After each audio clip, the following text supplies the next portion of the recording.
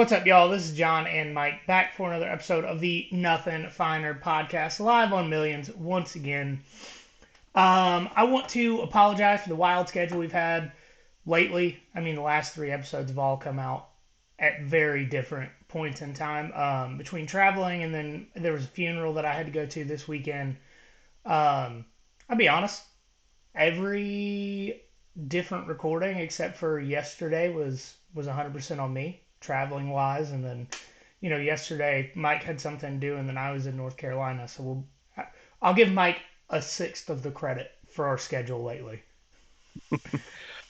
Yeah, But we are getting back on track after this episode.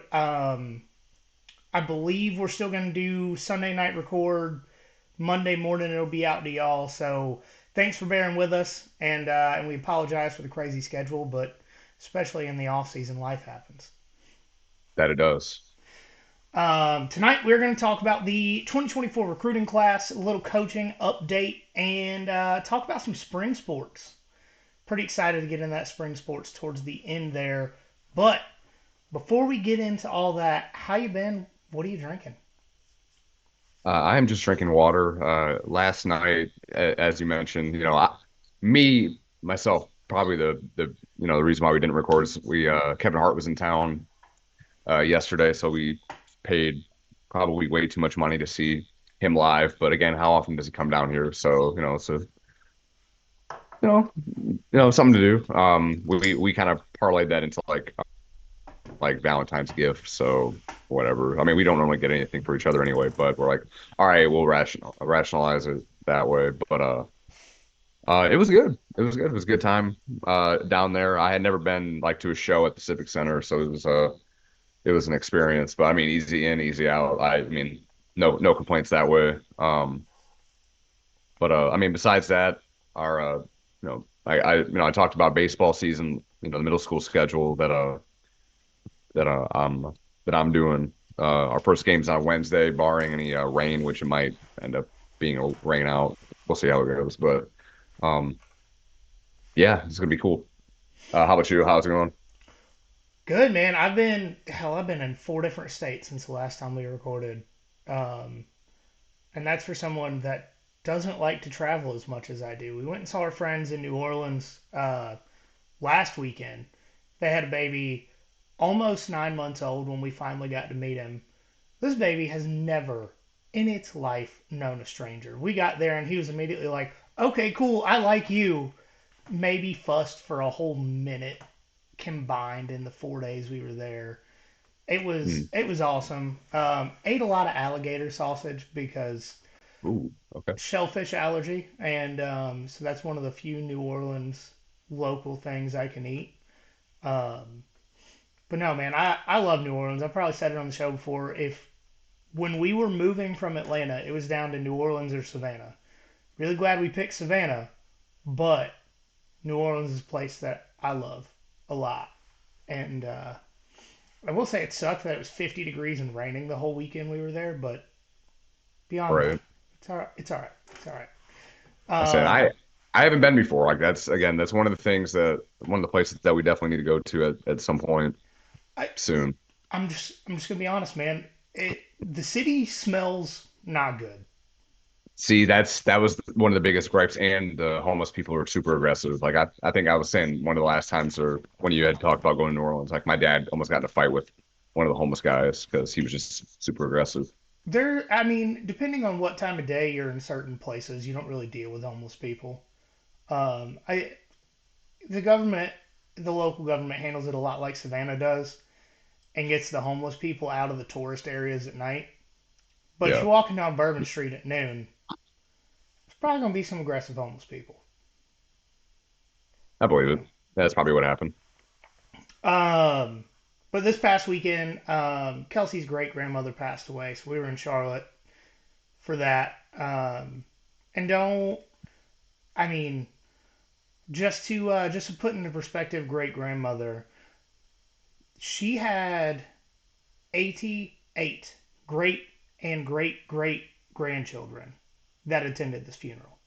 Wow, So she lived a very long, full that's awesome. life. She was Yeah, sick, and we kind of been expecting it for. the better part of a year now. So while it does suck, there was a ton of people there.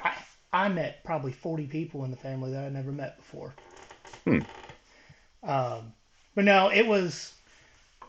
I love Grandma Pauline. The first time I got there, she welcomed me with open arms, and every time she would talk to me like she knew me my whole life, and I appreciated that. But that brings us to today, and I haven't slept more than 4 hours in like 2 weeks, so I am. I did pour myself a drink because I ran out of my caffeine-free Diet Coke. So if I am slurring after a couple sips, it's because my brain's not working and I'm drinking.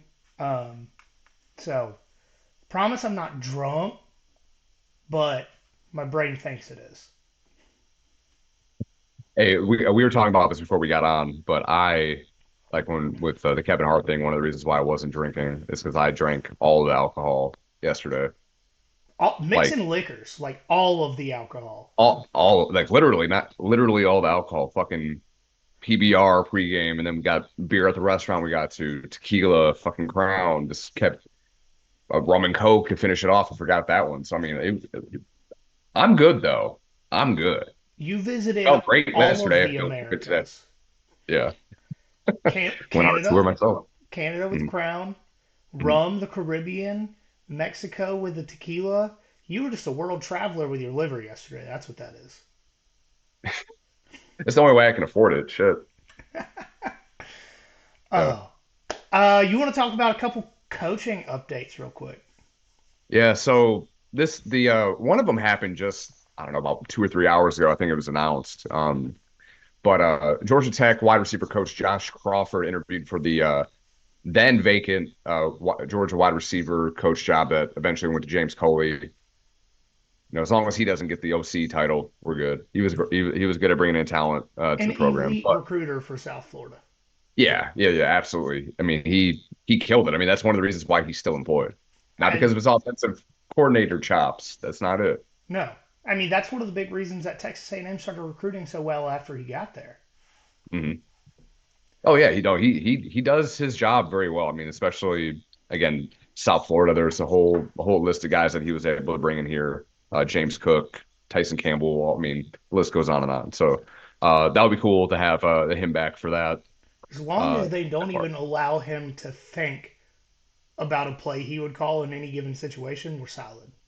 Yeah, I that had hopefully that was the at the top of the list. Like when they're interviewing, it's like, so what do you think about calling plays? And then say, nope, never mind, scratch that out. Anyway, but with Josh Crawford, he made such a good impression in his interview for the wide receiver coach position that he actually got brought in to be the new running backs coach at Georgia. So congrats to him. Crawford, he was last couple years he was at the college level, Western Kentucky, and then Georgia Tech last year. But he kind of made his work, or he kind of got his foot in the door in the Atlanta area, coaching high school, and then eventually to South Georgia, worked in Valdosta and then Colquitt County. Um, And if you're not and then familiar with Georgia high school football, these two teams almost hours. split. They almost split state titles every year. Like it's one of these two teams almost every year. Yeah, they're fucking powerhouses, Right. like all the time, especially Valdosta, but Colquitt's up there too. But with Crawford, so like kind of note, like with some of the production that he was able to, get out of his positions that he coached at Western Kentucky, Jarrett Stearns and Mitchell Tinsley both had 1,400-yard receiving seasons. And then he also had in 2012, I'm sorry, not 2012, 2022, Malachi Corley had 1,200 yards as a receiver under Crawford's tutelage. So, again, I know he's coaching running backs, but I mean, he's been productive everywhere he's gone. He has uh, well known throughout the state from his time in high school and then obviously at Tech last year. So, again, trust, 100% trust in Kirby with all these hires and, just keep the ball rolling, keep the machine going. I, the only team I can think of that what my next question could possibly relate to would be Alabama under Prime Saban. Mhm. How many other schools have had two position coaches take head coach offers in the same offseason? I, I can't think of any. Right, like maybe Alabama, and that's still a maybe. And that's Like, position coaches. That's not just yeah, coordinators. I mean, they've had coordinators leave, and Kiffin and Kirby, um, one in 16 or whatever. But or well, I guess at the end of 15. But yeah, I mean, position coach wise, you got Del McGee and then Fran Brown. what if ran up in Syracuse. So it's gonna And be one of them was interesting a with Power Five head coach yeah, from yeah. position coach. hmm That's gonna be interesting to see. I'm sure. And I mean, I understand why both of them would take it. Now, I will say I'm a little bummed about Del McGee going to Georgia State because that's going to make the Georgia State Georgia Southern rivalry a little bit more spicy. Yes, but I mean that's always a phenomenal like Thursday night, Friday night game towards hmm the back half of the season. I just anything that can make that better, I'm here for. hmm But we all know who the real GSU is, so that's not Southern even Not debate. State. Hell yeah. So I think we're gonna go ahead and get into the 2020 or 2024 recruiting class here. Just a couple of notes about how Kirby has changed recruiting at the university. The average rank of Kirby's classes since his first full season is second in the country. Stupid. Yes, that's and the thing is under once again no shade to Mark Rick, but under Mark Rick like 5 to 10 is kind of where Georgia lived. Sometimes got a little lower, sometimes got a little higher, but 5 to 10, Yeah. and that would 5 to 10 wins you 10 games a year. hmm And that's But basically where Florida's at right now with their recruiting. they can't win 10 games a year. No, now who they got in power now, but yeah. But yeah, so to be where Georgia's at has taken this, like it's taken this drastic of a change. I don't think any of us are complaining about it. Like, does Georgia spend more money than every other team in college football in recruiting? Yeah. Yeah. Like $1 million more than like Bama or like whoever's next behind them. Yeah. It's worth it though. Bama's probably going to have to bump it up with Kalen DeBoer and Mm. as the head coach, but we'll talk. That's another conversation. But do I give a shit? Absolutely not. I don't. Nope. But I don't care if that's where my season ticket money goes. I don't care if that's where bookstore money goes because I don't spend money at the bookstore. I'm too cheap. It is expensive. It's very expensive. Mm. Um, but Georgia, since Kirby's first year, has had four different offensive coordinators and three different defensive coordinators. Still top 3 or 4 team every year. Still number 2 in recruiting on average. And, we talked about it a minute ago, but Georgia lost position coaches before this recruiting cycle was over. Still kept the number 1 class. So, to go into this class, we kind of broke it down a little bit differently than we have in the past. What we're going to do is we're going to talk about positions of need, guys that could potentially start earlier in their career, and then the next section we have is embarrassment of riches, and that's for just positions that Georgia stacks like no other team in college football. So we're going to start with positions of need. Um, First, obviously, we got to talk about KJ Bolden. Flipped from Florida State to Georgia right after Dylan Raiola left the class. Not shirts related. Not shirts not. Is the number 1 safety in the country. With both Tyke Smith and Javon Bullard moving on to the NFL, this is going to be a wide open position battle, especially given that none of the other guys that played last year in safety, I don't think any of them really got ahead of anyone else in the group. No. I mean, the one guy that might be, and that's just because he got the most playing time, David Daniel Sisava, he played well, but there was a drastic difference between how Javon Bullard played and how he played. And granted, part of that is just how good Javon Bullard is. I mean, he's talking about going from border, like the border of 2 to 3 star high school player to first round draft pick. Yeah. But it's still a difference. Mhm. Well, and you got Dan Jackson back there too, coming back for like a 10th year, right? I forgot Dirty Dan still has Dirty Dan. eligibility. Some Oh, against all odds, he found it. It's still there. 2 season-ending injuries, and he's just like, yo, motherfuckers act like you forgot about Dan. We Never need forget Dan. Caleb, make a video. Um, Another guy in the defensive backfield, Ellis Robinson, number one cornerback in the country, number two overall player in the country.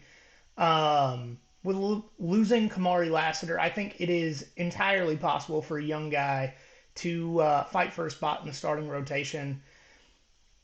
I'll admit we were probably a little too hard on Dalen Everett and Julian Humphrey this past season.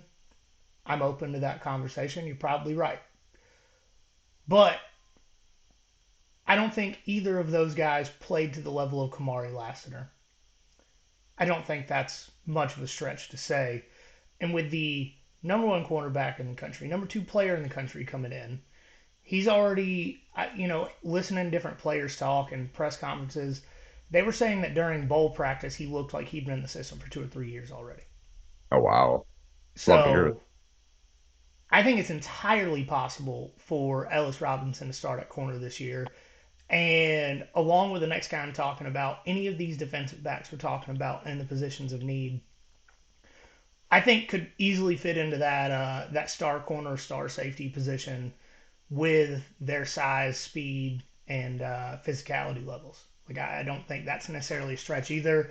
If I had to lean one of the three ways for somebody taking that star spot, it's probably the next guy we're talking about, um, and that's Jake Pope.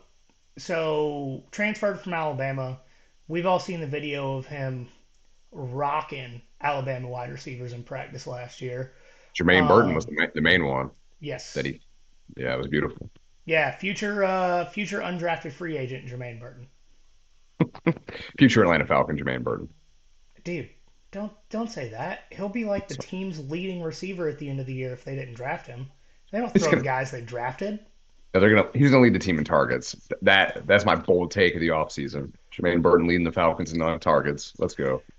Oh. But I think one of the big reasons that Jake Pope could fit into the star position is because star positions, I don't even, I think it's probably an easy argument to say that it's the hardest position mentally on the field. And he's going to have the most experience of the new guys that are big enough and fast enough to play the position well.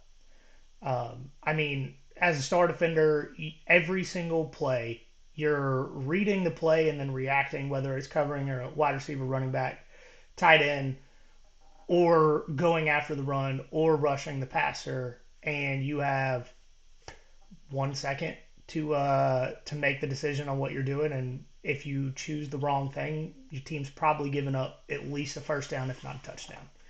So the star position is extremely difficult, and with his experience, I think he would probably be the leader out of these three to take it. I'm here for it.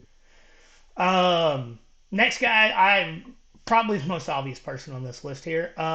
Trevor Etienne, going to be an integral role in the offense this season with his ability to catch passes out of the backfield. I think when I see his play, when Florida's offensive line could protect and their wide receivers were willing to block, I get real good Swift McIntosh vibes with his ability to catch passes out of the backfield.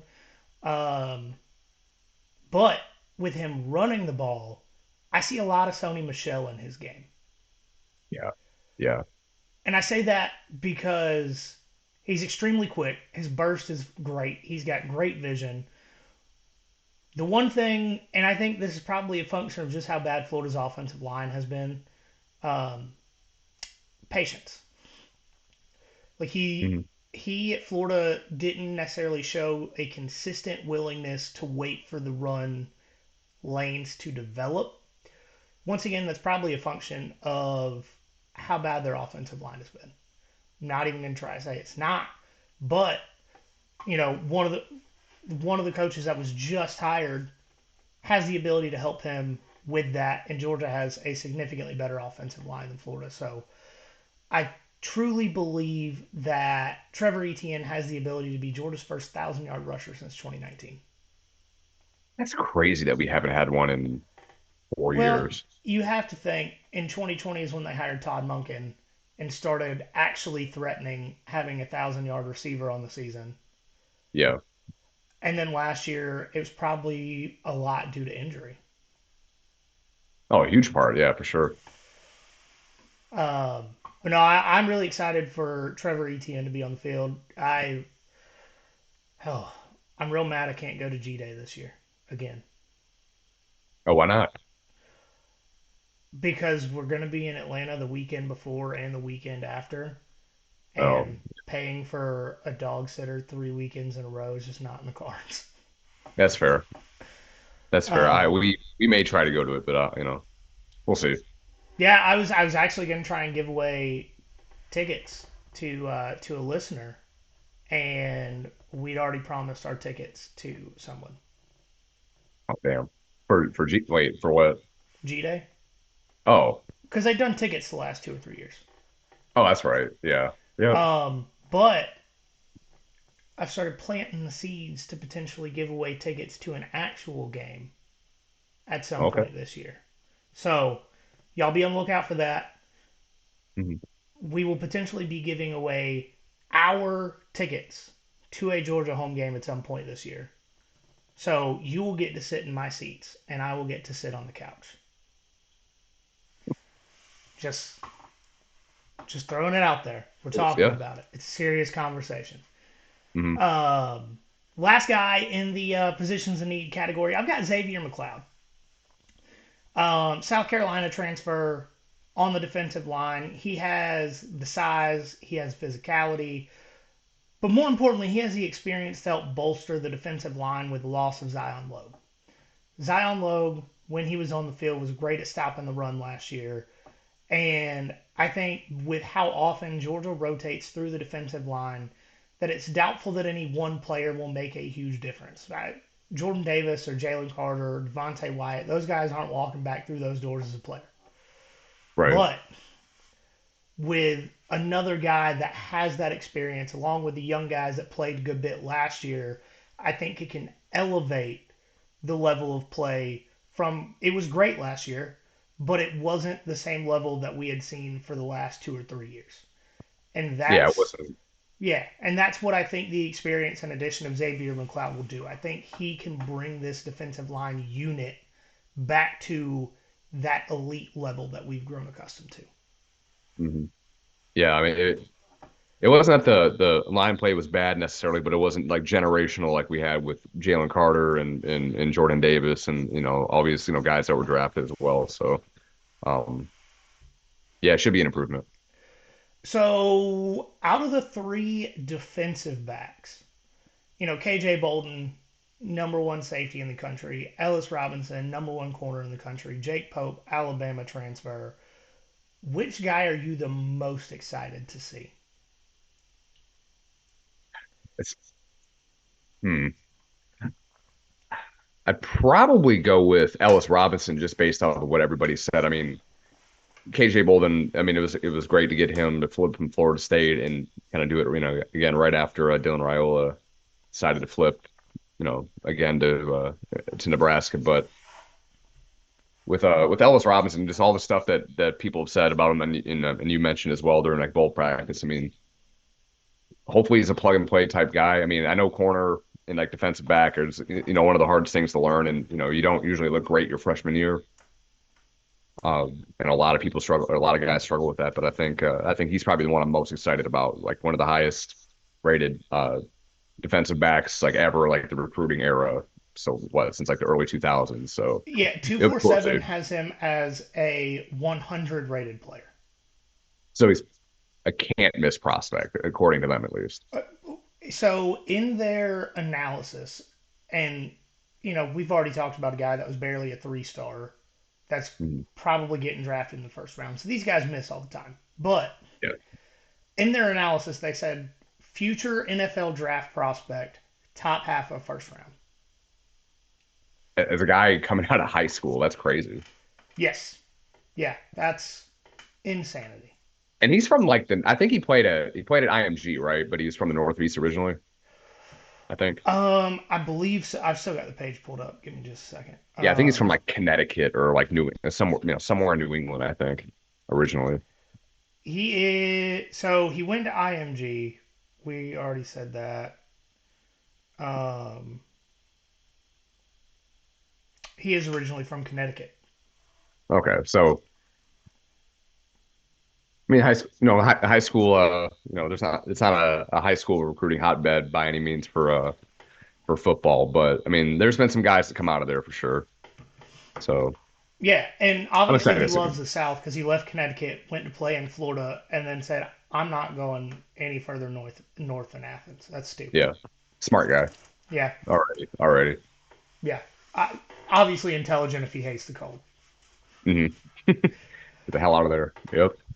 Um, Out of these three guys, I would say if Jake Popes plays at Star this year, he's the guy that I'm most looking forward to see because an elite Star defender can take you from an 11 win playoff hopeful to a national championship team.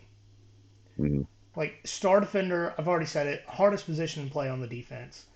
So if he can do that well, even partially to the level of Javon Bullard in 2022, Tyke Smith 2023, like if he can do 80% of that, it will be extremely impressive, and that's something that I'm looking forward to see. For sure. Yeah. So on to embarrassment of riches. Um, first thing I've got here is Georgia has become linebacker university to an inarguable extent. Sorry, Adam Brenneman. I'm not really. Your Penn State bias is extremely obvious. Penn State has had one good linebacker come out of the university in 10 years, and you're acting like they're the greatest defenders on the planet when Ole Miss hung 30 on them. So we're just gonna True. say that to say that. Hmm. Georgia's linebacker university. You can't have that many guys drafted in the top half of the first round and somebody make an argument otherwise. Yep. But Georgia got the number one linebacker, number 10 overall player, Justin Williams, Yeah. 99 overall out of high school. His ability to play inside linebacker with track speed and his explosiveness, along with size and strength, I think is putting him in the first round in 3 years. Like he's a 3 year Yeah. player. Yeah, if you haven't watched his highlights, I think we talked about this before. Go run and do that because this shit, he is fucking fast, It's violent. like even when I was in high school, players didn't look like that. No. Like Mm-mm. I was 10 years ago, I was in high school. That wasn't a thing. Deshaun Watson made my entire high school team look like they were middle schoolers, and there were multiple D1 commits on my high school team. Hmm. They're built different now. You ain't lying. Um, Number three linebacker, Chris Cole, is more of a coverage and cleanup player right now, but oh shit, I lost my place. He has all the talent to become an elite Roquan Smith type player. I truly believe that.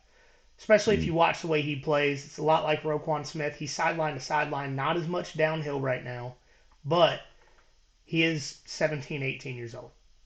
Yeah. He'll get there. Mm. Um, so, next guy, number 10 linebacker in the country. So, Georgia has three of the top 10 linebackers in the country. Hell yeah. Number 10, Christopher Jones. He's slightly slower than the last two guys, just based on speed, but he is the better run defender out of the three at this given moment. Um, And another interesting thing about Christopher Jones is he played a lot of running back in high school, so he has two-way knowledge of those run gaps and run schemes, and because of that, that's probably what makes him a better run defender. Um, Still, obviously, an extremely elite player. The talent is there, and we saw it last year with C.J. Allen. Freshman linebackers can come into this system and make an immediate impact. Do you Hmm. see any of these three guys making an impact this year? I mean, there's two 5 stars from last year that never played. Hmm. Yeah, it's tough to say. I mean, whoever the best player is, Kirby's going to play him. I mean, Michael played a lot his freshman year. I mean, and Kirby doesn't usually rave about like freshmen or anything like that, but when he, even like in, spring workouts and, fall camp and everything, he got a lot of praise. So, um, it's not unheard of, but I mean, I don't know. I don't think we're going to see a lot of any of these guys this year. Yeah, that's kind of the thought pattern that I'm in as well. I will Hmm. say that if you're interested in seeing what these guys can be in the future, in some of these early blowout games, I mean Georgia plays Tennessee Tech week 2. Yeah. But in some of these early games, don't turn it off when it gets late and when Georgia starts intentionally going 3 and out. Watch and see how these guys play.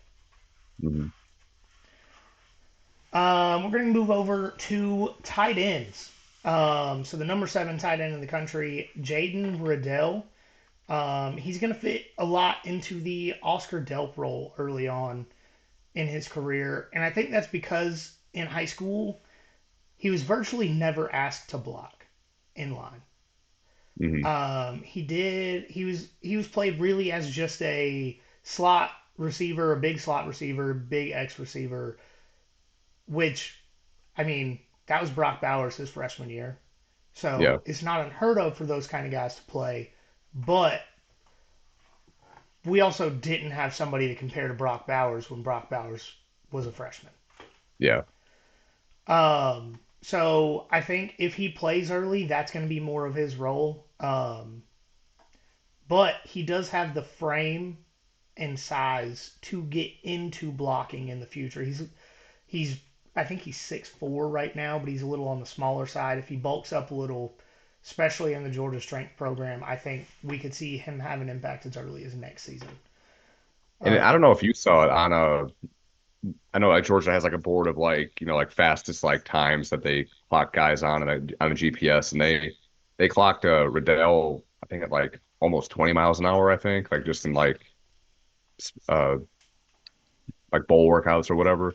I mean, it was right up there with like Brock Bowers is like right next to him with like the same like speed, which is fucking crazy. Kid's 18, Hmm. so thank God they can't do one and done in college football. Right. Hmm. Another tight end out of high school that Georgia got this year, Colton Heinrich. He's the number 59 tight end in the country. He was a lot more of that blocking tight end in high school. And I think of the two guys, he will probably play more early in short yardage situations because of his experience in that blocking role. I mean, he's 6'3, 232 at 18 years old. Early enrollee. By the time September rolls around, he'll be in the program 9 months already. Hmm. Short yardage fullback, I'm here for it. Yeah. You need somebody to do it. Yeah. Last tight end we're going to talk about, and I'm going to apologize for not knowing how to pronounce this guy's last name. I could say it. Oh, perfect. Tight end Benjamin You're a sec. is currently being projected by some media groups to start over Oscar Delp and Lawson Lucky, and that is insanity considering what we saw to Oscar while Brock was out last year. Mm-hmm. But Oscar or Ben does fit more into that blocking role. Stanford didn't really ask him to run a lot of routes. He more often ran check down routes, and when he got those, he was explosive with them. because he would catch the ball behind the line of scrimmage. He still finished last season with almost 300 yards. So And I think before that too, I'm going to see if I can just pull up his stats before that because last year he didn't really have a big year, but he had I want to say he the year or two so 2021 he had 653 yards on 42 catches. 2022 49 catches for 445 yards. So I mean he was a big part of their offense. Like last year, obviously took a huge dip. I don't know if he was injured or anything like that, but and didn't play at all in 2020. So in the game uh, against USC, Southern Cal, mm, when they were close in that first half, he caught multiple screen passes and went 40 plus yards with them. Like yeah, it says that. he's that kind of player. Yeah, it says that uh in that game they lost 56 to 10, but Stanford was butt last year. But four catches, 54 yards, including a 23-yard grab he had there. So I mean, And that 23 yarder was on a screen pass. yeah. So Georgia likes to throw screens to tight ends. Yeah. Yeah. Um,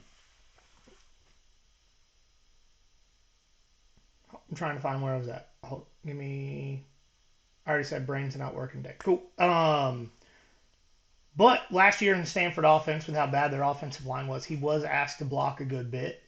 So short yardage, 12 personnel situations, he can absolutely make a big difference in that. But with the tight end production that Georgia's had over the last 4 seasons, if Georgia went after him and he wanted to come to Georgia, being the number one tight end in the transfer portal, there's a reason he's in Athens right now. Yeah. I do think it's interesting that as of today, he's currently not on the roster website, but the new high school kids are. Hmm. I didn't Maybe check for what other transfers, did but it have something to do with when he committed? Because like that was like a couple weeks ago, so like classes had already started. that's probably it. Let me see if I can Because find it. on ESPN it still has him with the the Stanford tree logo behind him. Yeah, and ESPN's not real good at updating anything. No, no, they're not. Um, I mainly just want to see if other transfers are on the list right now.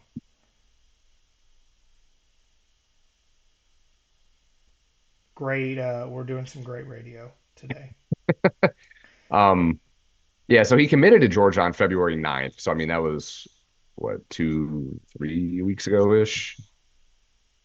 I don't know how time works, but I mean I'm excited for him. I mean whatever role they end up So, having in is gonna be good. so early transfer commitments are on here, but I do not see him. It probably is because he transferred after classes had started. Yeah, Um, he does have 2 years of eligibility remaining, so this is not just a one year thing necessarily for him. So that's cool too. it is. I'm very interested to know what numbers the wide receivers are taking, the transfer wide receivers. I know it's stupid, but No, I mean they'll probably say that before G Day, I'm sure. also Trevor Etienne. And I say that because there's no number one currently on the roster. Mhm. It's probably where he's going. Just throwing that out there. I'm here Um, for it. yeah. So, do you have any other takeaways you want to talk about from this recruiting class? So I know they kind of fell short of having the number one all time class, but obviously they didn't work out very well for Texas A&M, what 2 years ago or whatever. But um, it's interesting to see how Kirby attacked this offseason, which is a little bit different before. Remember in 22 they didn't take any transfers. They took a couple last year that, especially in the wide receiver room that did well.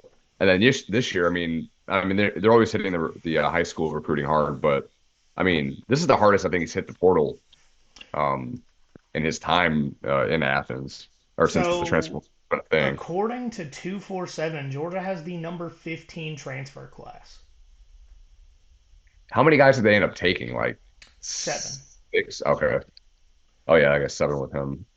But Um, I mean these are yeah, all good guys. Like right. it. Jake Pope, Benjamin, You're a sec.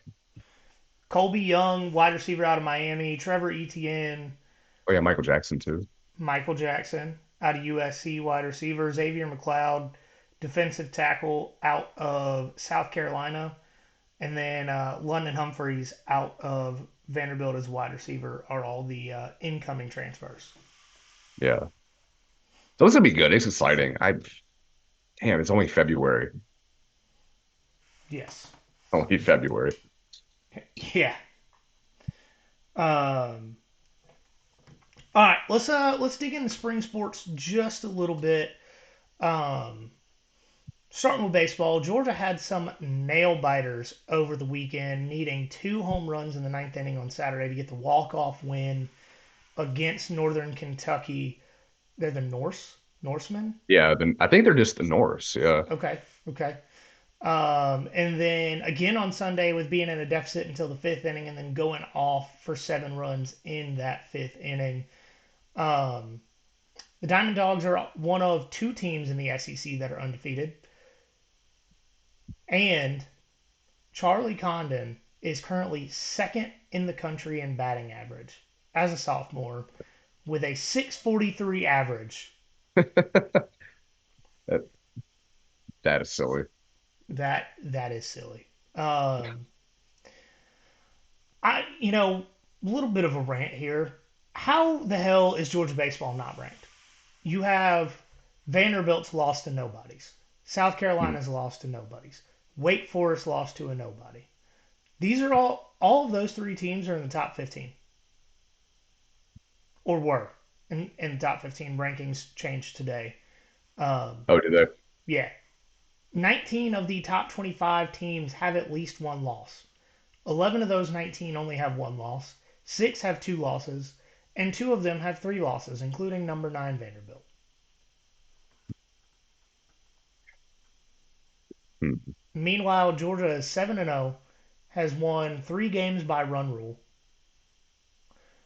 Until they gave up 11 runs on Sunday, they were 7th in the country in ERA. Yeah. Like, I know that baseball is a lot more skewed with the rankings than football, even when it comes to, perennial powers are always going to be ranked, even if they lose games. I mean, LSU lost. Pretty much all of the SEC teams that are always supposed to be good have lost at least one game this year. Yeah.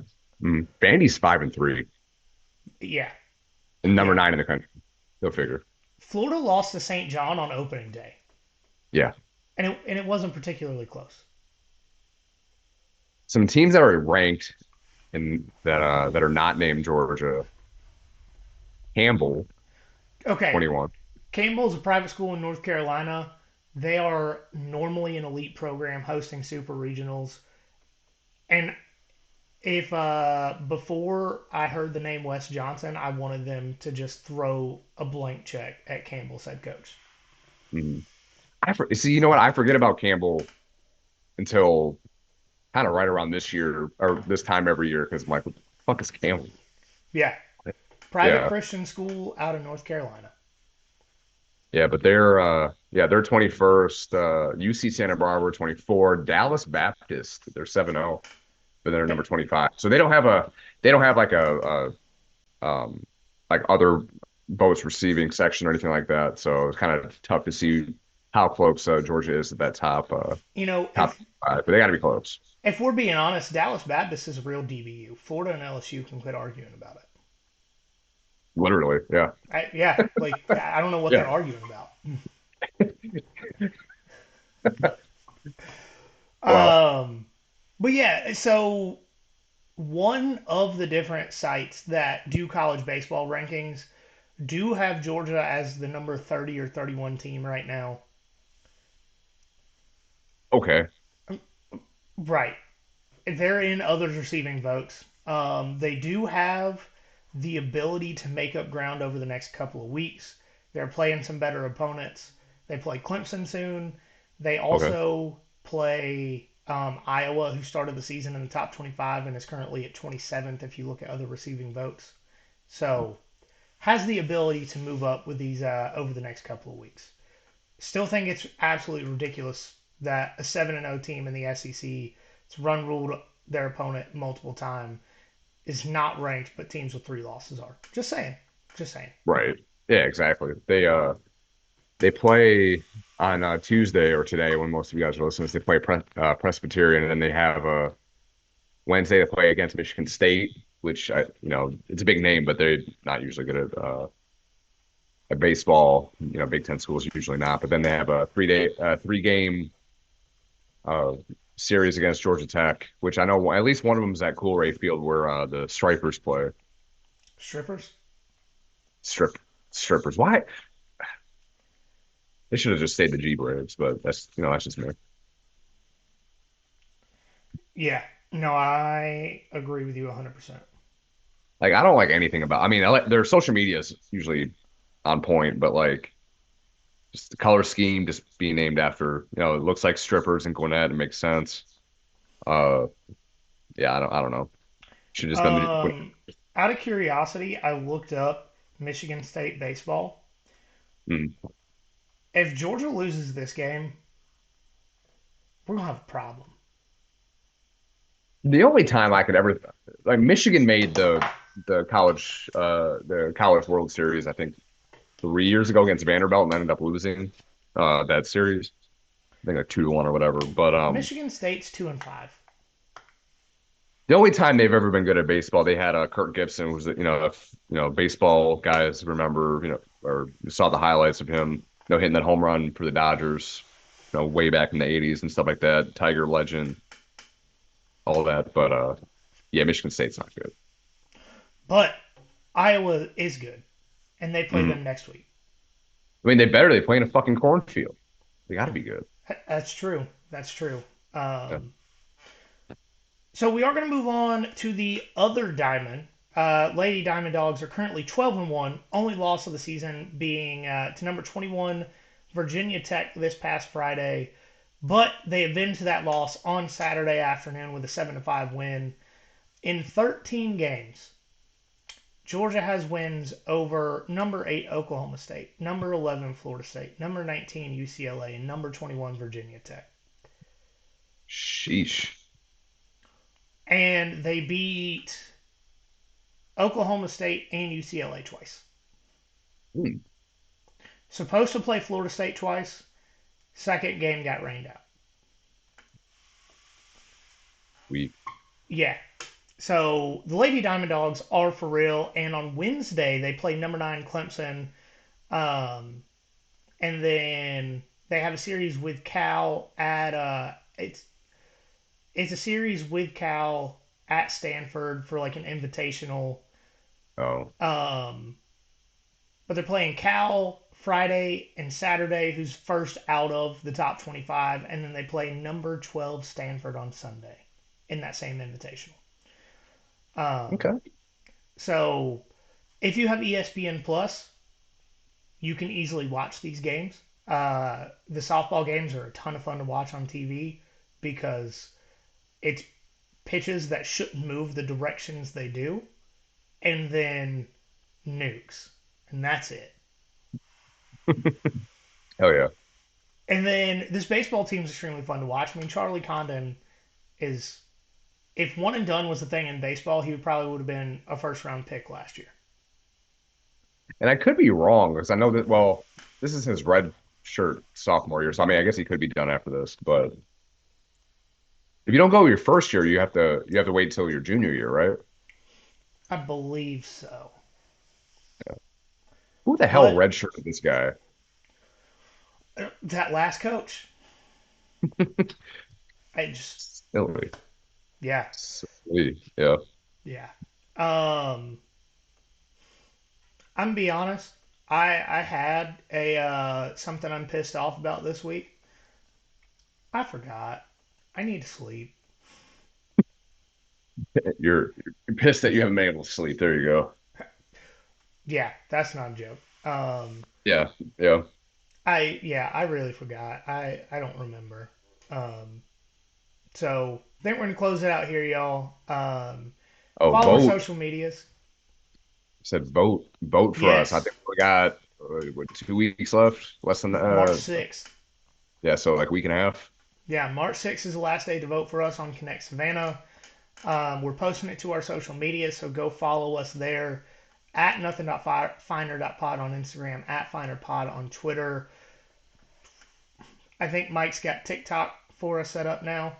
I do. I gotta change. I think I gotta change my on the name on it. I'm gonna check it real quick while you're kind of going through the rest of the stuff. Okay. But we do Um, we do have a TikTok. Facebook and YouTube, just search us there. Rate and review the show 5 stars. Send us a screenshot. We'll send you a sticker. I won't let Oh, Mike send you feet pics. I promise. they're there. They're cocked and ready in the chamber. So yeah, the TikTok handle is just at Nothing Finer Podcast. So Perfect. easy, easy. We are going to put tidbits of every episode we do on there in the future. And other cool stuff that we've got going on. We're trying to work on some things locally. Got Mhm. some talking about more T-shirt designs. We are trying to do some cool stuff. We are trying to have on some cool guests. I believe here soon we are gonna get someone on to talk about the regime change at Alabama. Because I know a lot of us are still have questions about what the hell, why the hell, and how the hell. Yeah. So we're gonna work on that. We're trying to do some cool stuff here in the off season, but as always, remember, y'all, there is nothing finer in the land. Then Drunken Obnoxious Georgia fan.